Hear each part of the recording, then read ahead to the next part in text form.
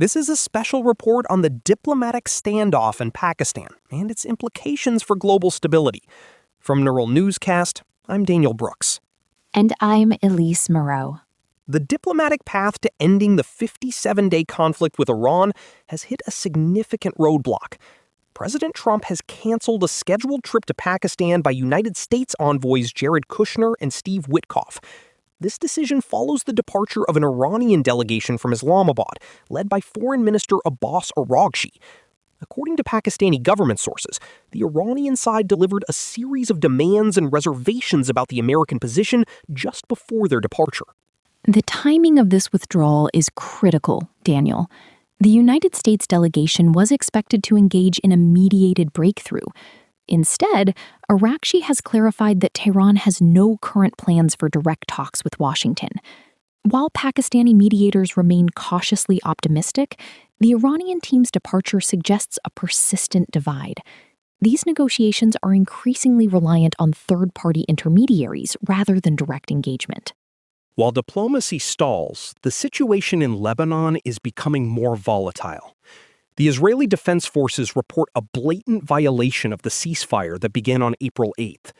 After Hezbollah launched projectiles into northern Israel and the IDF intercepted an aerial target over southern Lebanon, Prime Minister Benjamin Netanyahu ordered the military to attack Hezbollah targets. He accused the group of attempting to sabotage peace efforts. Netanyahu described these actions as an attempt to undermine a historic peace deal. The IDF has already begun striking infrastructure and weapons caches in southern Lebanon. We are also seeing activity in Gaza, where the Israeli military reported killing 6 Hezbollah fighters during an exchange of fire. The conflict continues to take a heavy toll on civilians, with medics in Gaza reporting at least 12 people killed in recent strikes. Pressure is also mounting on the economic front. United States Treasury Secretary Scott Bessent announced the freezing of $344 million in cryptocurrency assets linked to Iran. This is part of a strategy to heighten the financial cost for Tehran. Bessent also confirmed that Washington will not renew waivers for Russian oil shipments and stated that any extension for Iranian oil is out of the question during the current blockade. This economic squeeze is reinforced by new sanctions targeting a major Chinese refinery and approximately 40 shipping firms.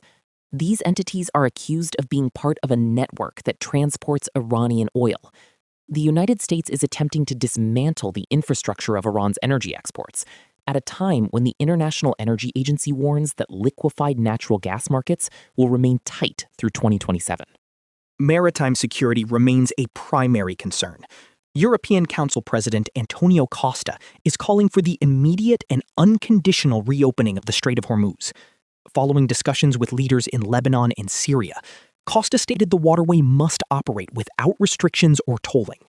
As a critical artery for global trade, its continued obstruction remains a major point of contention. Daniel, it is also notable that the United States military has increased its presence to levels not seen in decades. There are now 3 aircraft carriers stationed in the Middle East. This is the highest concentration of naval power in the region since the 2003 invasion of Iraq. It serves as a stark strategic reminder of the United States' commitment, while negotiations remain deadlocked. The human cost of this 57-day conflict continues to rise. Since Operation Roaring Lion began on February 28th, 12 Israeli soldiers and 23 civilians have been killed, with thousands more injured in missile attacks. United States Central Command has also confirmed the deaths of 13 American soldiers. The focus now remains on whether Pakistan can bridge the divide, or if military and economic escalations will dictate the next phase of the crisis. The uncertainty is palpable in both diplomatic circles and energy markets, where Brent oil futures finished above $105 a barrel today. While the S&P 500 reached an all-time high, the underlying geopolitical instability suggests a long road ahead for any lasting resolution. From Neural Newscast, I'm Daniel Brooks. And I'm Elise Moreau. Neural Newscast is AI-assisted, human-reviewed.